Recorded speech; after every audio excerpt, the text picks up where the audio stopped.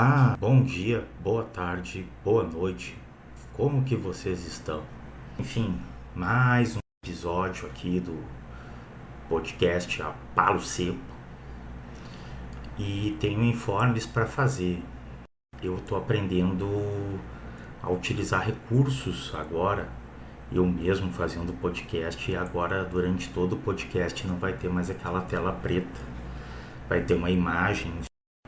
Então já um aviso aí para quem me escuta, se tem alguém me escutando, é que eu estou aprendendo coisas, estou aprendendo a lidar melhor com esta ferramenta que se chama produção de áudio e podcast. E quem sabe um dia eu começo a gravar até com a minha cara mesmo, daí poupa esse trabalho também. Dado o primeiro informe, já iniciando esse segundo episódio, é assim, né, gente? O nome é Palo Seco, em homenagem ao nosso queridíssimo Belchior, que nos deixou em 2017 em Santa Cruz do Sul, no Rio Grande do Sul. E hoje, nesse episódio, o que eu vou falar? O que vamos conversar? Então, eu não costumo falar muito da minha vida e vou continuar não falando, porque eu sempre fui uma pessoa reservada mesmo. Mas hoje eu vou falar uma coisa assim sobre o que é morar no bairro de Valentina. O que este professor faz e, enfim, como está sendo essa experiência de viver e morar no bairro de Valentina. Eu queria contar um pouco, falar dessa história, enfim, né, e muito assim a palo seco, né, dessa experiência, como está sendo, e digo que está sendo. Eu estou gostando muito dessa experiência, particularmente porque eu venho de uma origem popular mesmo, não fico fazendo cosplay de pessoa humilde de origens populares. Vim de um bairro popular lá no meu município de Santa Maria. Quem quiser procure o bairro João Goulart, que fica na Vila Schirmer, para entender do que eu estou falando e que não é só uma historinha, né? Mas claro que eu tenho meus privilégios de homem branco, vindo do sul, e isso me coloca numa outra posição na sociedade, mesmo eu tendo vivido em bairro popular, né? Ao longo de uma boa parte da minha vida. E outra parte, enfim, vivi aí Brasil afora, andando por vários lugares, sobretudo uma experiência aí longínqua e duradoura no Rio de Janeiro, até antes dar todas as voltas que dei até chegar a Paraíba aí já faz algum tempinho. Mais exatamente chego para vir trabalhar no FPB desde 2021, mas já ando por João Pessoa e pela Paraíba desde 2017. Enfim, e digo pelo relato de uma pessoa que sempre morou ou em Bancários, ou morou na Orla, morando em Naíra, Tambaú, né? Ou próximo ali de Cabo Branco, e agora já faz alguns meses eu moro em Valentina, porque procurava ter um entendimento da cidade, é onde eu tive condições de financiar alguma coisa para eu poder viver, né? Então estou aqui, mas não quero entrar em delongas falando da minha vida, né? Assim por si só. E vou começar a falar sobre essa questão de Valentina. A primeira coisa que eu notei quando se falava de Valentina é que já tinha uma piada de que era uma viagem, era num outro lugar, era num lugar muito distante, né? Tinha até piada no Jampa Mil Graus ali de que qualquer coisa para vir para Valentina era uma viagem, e de fato tem uma distância considerável, apesar que com o trânsito hoje que está em João Pessoa, a cidade está um pouco colapsada na sua infraestrutura urbana, devido ao conjunto de pessoas que têm vindo morar aqui, sobretudo se concentrando na orla, tem demorado um pouco mais para se deslocar por toda a cidade. E aqui, digamos assim, quando eu saía do Bessa para ir para a universidade, é a mesma distância que hoje eu saio do Valentina para ir para o meu local de trabalho e em outros locais, como o centro e tal. Ou seja, para mim está na mesma. Ao mesmo tempo, já ouvi também muita piada pelo fato de vir morar em Valentina, perguntas relativas à violência, à distância, por ser um bairro popular. E digo que tem muito, na verdade, assim, preconceito e desinformação sobre o que é viver nesse bairro, né? dizer para vocês. E é claro, como todo bairro, ele não é um bairro homogêneo, ele é heterogêneo na sua composição, nas suas localidades, na sua questão espacial, né? E é um território, né? Tantos outros aí, Brasil afora, na Paraíba e em João Pessoa, né? Então, assim, quando hoje, atualmente, né, acho que as pessoas vêm pensando assim, João Pessoa, que virou entre aspas, queridinha do Nordeste e teve um apelo midiático e de propaganda, sobretudo em rede social, muito forte, estimulado pelo poder público e pela especulação imobiliária, né? E quem, de certa forma, quer ganhar com isso, especialmente pelo turismo, né?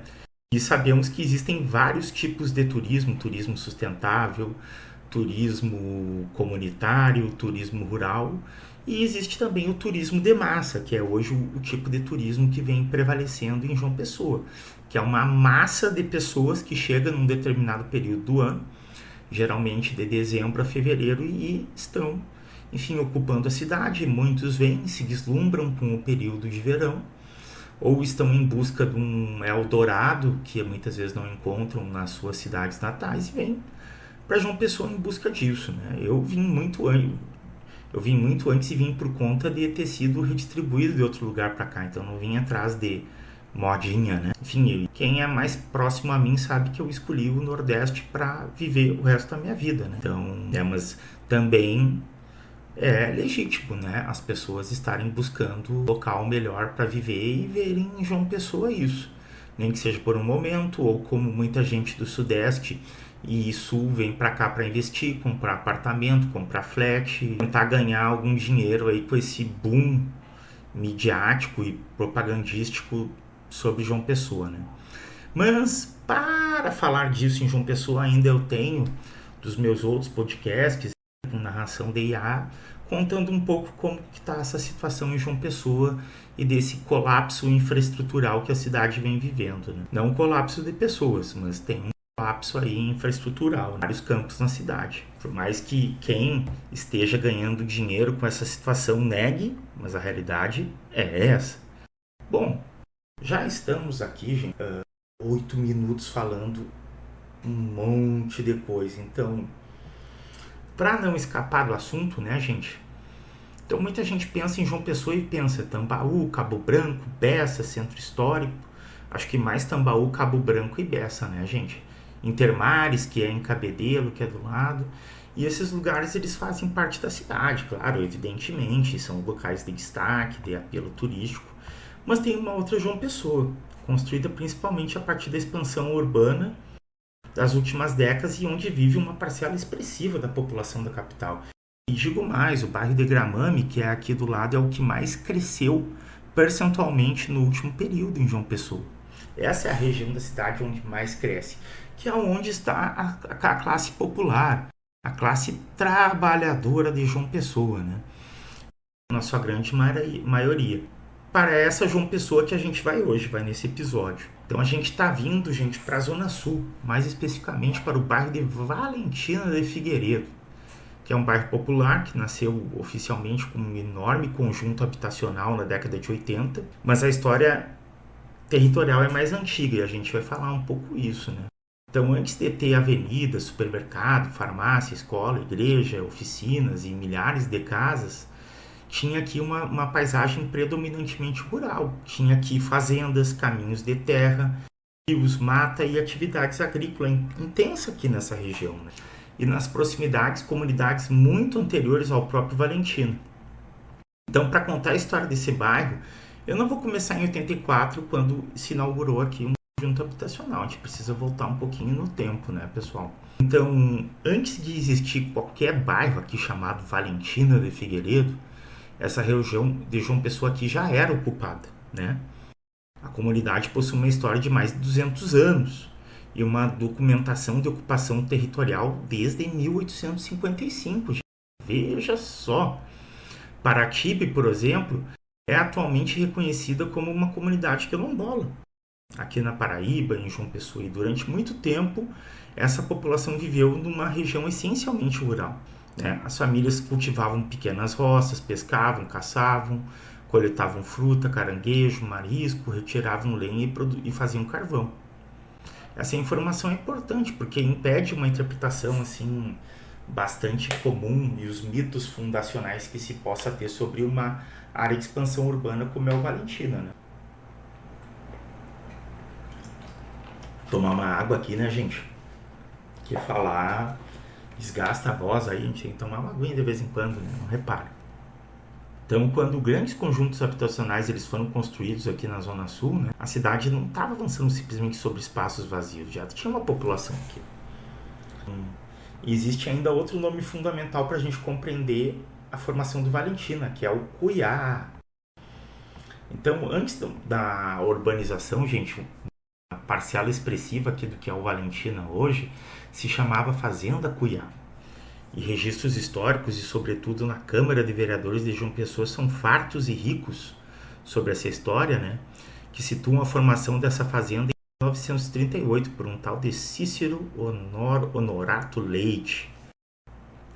E a propriedade, gente, olha só, já tinha cerca de 2.000 hectares. É terra pra caramba, né? O atual bairro do Valentina, ele possui mais de 300 hectares, né, gente? Mas toda essa região que foi a fazenda do Cuiá, imagina, tinha 2.000 hectares, né? Então, há registros na produção dessa fazenda de gado, coqueirais, tinha engenho e casa de farinha, né?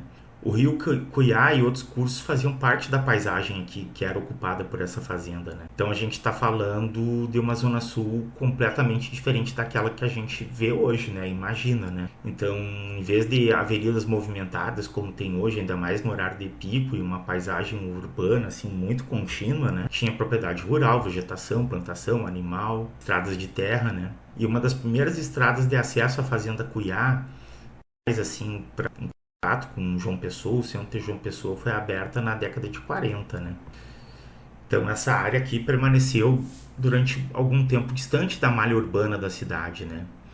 Então, e também aqui é importante fazer uma distinção. A fazenda Cuiá não é a origem de toda a ocupação humana da região, né? Paraty, por exemplo, é um exemplo muito anterior. A fazenda representa uma determinada etapa da organização econômica e territorial aqui, né? Então, só pra gente ter uma ideia um pouco dessa história, né? Então, assim, que, né, gente, o que era essa fazenda Cuiá, né? O que era essa fazenda Cuiá? Interessante pesquisar aí, quem tem mais curiosidade e tal. Eu não estou me propondo a fazer um capítulo muito longo, mas é importante pesquisar, né? Então, quando que João Pessoa começa a chegar à Zona Sul e a Zona Sul começa a chegar em João Pessoa, né? Essa transformação ela se acelerou, né, gente, principalmente ali durante a década de 70 e 80. João Pessoa estava crescendo mais do que agora, imagina, né, gente? Mas, então, em 70, João Pessoa tinha 221 mil habitantes, em 80 passou a ter 330 mil. Olha só, não foi só agora, né? Em 91 chegou a quase 500 mil de pessoas, né? Então, onde colocar todo esse povo, né? E a cidade precisava de moradias. E vamos lembrar que nesse período teve secas no interior, né? Alguns períodos de seca e teve uma aglomeração de muitas pessoas vindas do interior e outras regiões do Nordeste para cá também, né? Então, esses terrenos mais próximos das regiões urbanizadas, centro e orla passaram a ser mais valorizados, né? Então, para construir milhares dessas casas populares foi necessário encontrar uma grande extensão de terra com preço menor. E Valentina foi um desses lugares, né? E essas terras estavam justamente aqui na periferia da cidade. Então, nesse contexto aí das áreas rurais da Zona Sul passaram a adquirir uma nova função. Então, as políticas habitacionais, não só em Pessoa, como no Brasil todo, passaram a transformar as paisagens urbanas, né? Então, em 82, o município aprovou um plano de arruamento, de fazer ruas, né, e loteamento do futuro conjunto aqui no Valentina, nessa região que era o Cuiá, né? Então, começou as obras. Imaginem, né, gente, o que deve ter sido a transformação dessa paisagem, né? Começaram a abrir ruas, teve terraplanagem, algum tipo de rede de infraestrutura, porque temos que falar dos problemas de saneamento em João Pessoa e esgotamento, né? Caramba, lembrando que a drenagem pluvial é responsabilidade do município e o esgotamento sanitário, esse cloacal, onde vai o xixi, o cocô, coisa que a gente joga na pia, etc., é o esgoto sanitário, que é responsabilidade da Cagepa.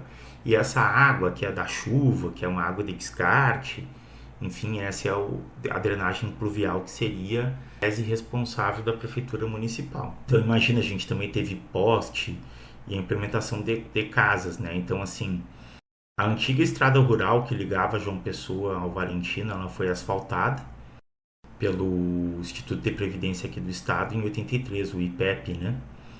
Então, imagina, a gente, em apenas alguns anos, essa paisagem teve uma transformação imensa, né? E o IPEP e o Sistema Federal de Financiamento Habitacional bancaram essas casas, né? Então, na primeira etapa, imagina, foi construída 4.400 moradias. Foi um empreendimento gigantesco, né, gente, na época, né? E teve o nome. E afinal, né, quem foi? Eu tô pulando algumas partes aqui, né, gente, como eu falei. Vou colocar até o link onde possa ter a história do Valentina para vocês conferirem na descrição do vídeo. E aqui, quando a gente está falando de desenvolvimento urbano, gente, nos anos 80, ainda no período da ditadura, tem a ver com a história política brasileira, né? A Valentina Silva de Oliveira Figueiredo era a mãe do João Batista Figueiredo, general do Exército, ditador e presidente da República entre 79 e 85. E ela não era uma antiga moradora daquela região, nem era proprietária da fazenda Cuiá, né? E não desempenhou nenhum papel aqui na formação da comunidade. O nome foi escolhido, enfim, como uma homenagem à mãe do presidente da República, né? Então o empreendimento recebeu esse nome de Parque Residencial Valentina de Figueiredo. E isso diz bastante, né, sobre o momento e como que se dão as relações políticas naquele tempo e até hoje, né? Não vamos, claro que são tempos diferentes, mas a história aí do mandonismo, clientelismo, né?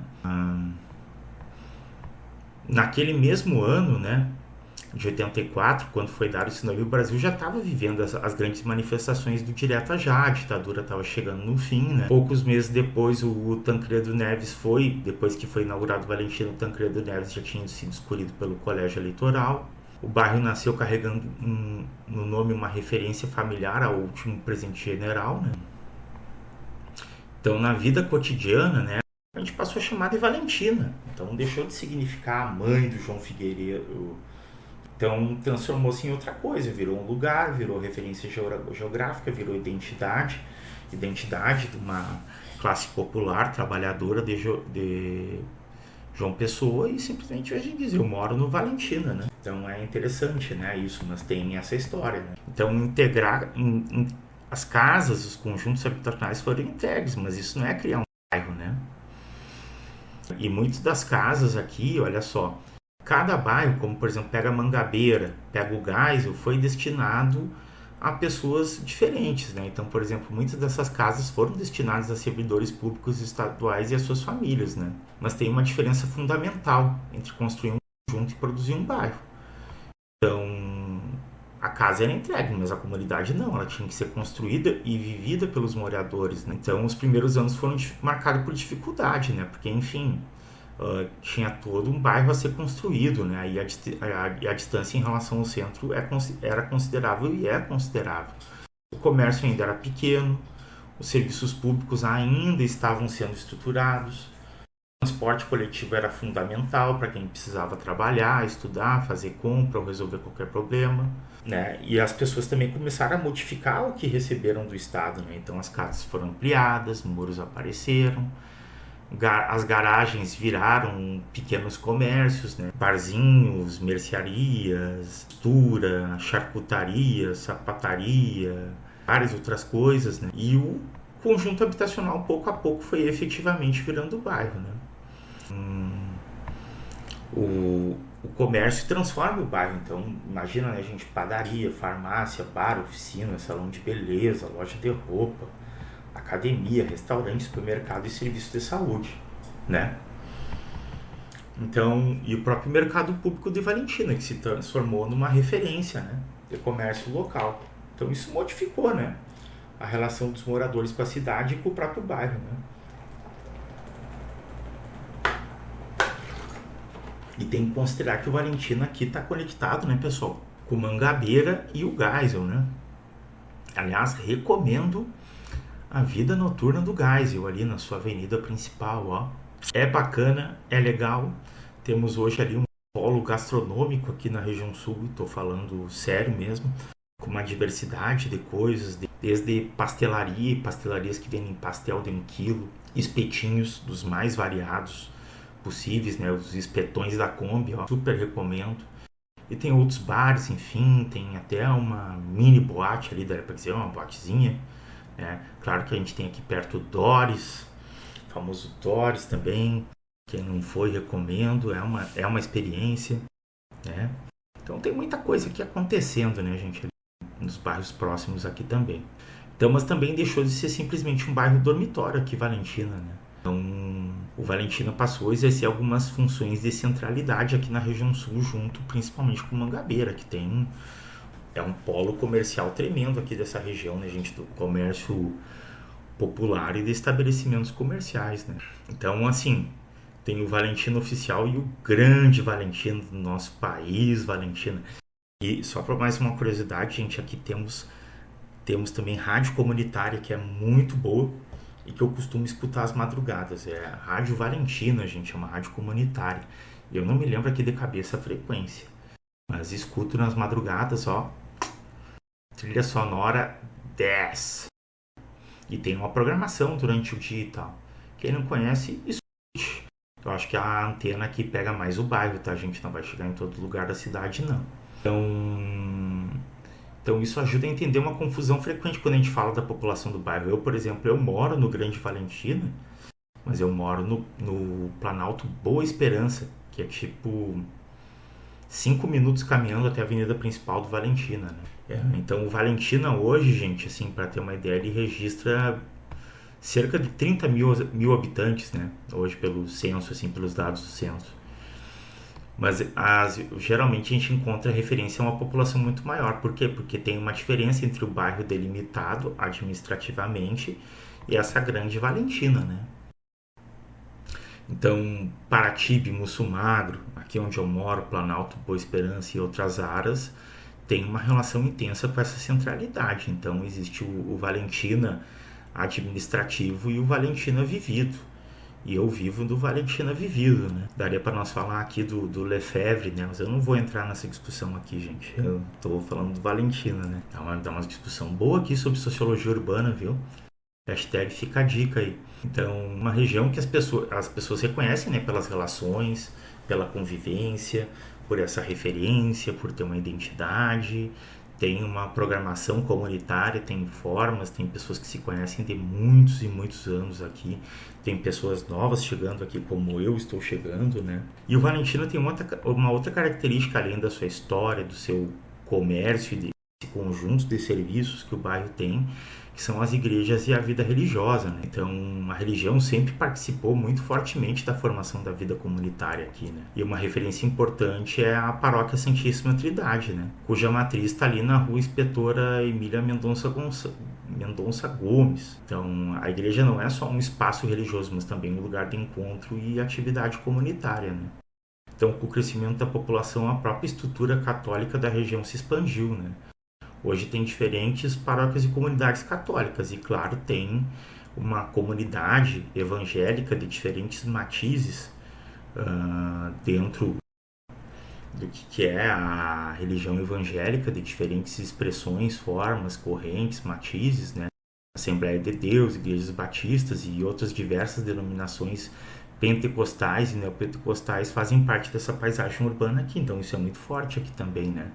Então basta caminhar pelo bairro para perceber que tem vários templos, garagens, espaços ocupados por essas igrejas também, né? Então o crescimento e por mais que Valentina tenha surgido como uma referência católica, essa diversificação se percebe e é muito forte aqui no cotidiano do bairro, tá? Aqui, pelo que eu percebi, pelo que eu vivo aqui, gente, tem associações, tem a rádio como eu falei, né? Então, por exemplo, tem Centro Integrado de Ações Comunitárias aqui, né, que tem uma série de atividades, inclusive tem uma parte de quadras, tem na própria extensão parques horizontais aqui No Valentino, próximo à igreja, lá tem um ponto de integração, que tem umas quadras, que é muito legal também. E tem a rádio comunitária que, se não me falha a memória, gente, eu estava olhando aqui enquanto falava com vocês, é 87.9. Escutem, é muito legal. Então, é uma rádio que fala do comércio da rua, da festa da igreja, de uma atividade comunitária, do problema do transporte, faz alguma campanha local, do próprio bairro, né? Então, assim, aqui o interessante, gente, que é à noite, olha só, né? É um bairro de trabalhadores, trabalhadoras e tem essa rotina e a gente vive hoje no Brasil numa escala difundidíssima de 6 por 1, né?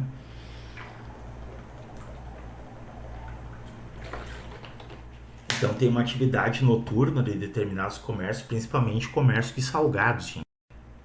Outros bairros aqui de João Pessoa é muito tradicional a questão da jantinha, né? Da jantinha com churrasquinho, que é ali tipo vinagrete, farofa, uma cacheira e um espetinho, né?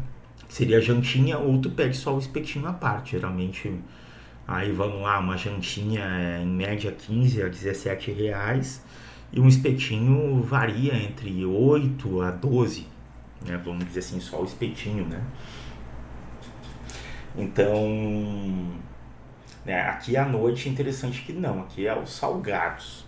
Então tem muita venda de salgado, cachorro quente.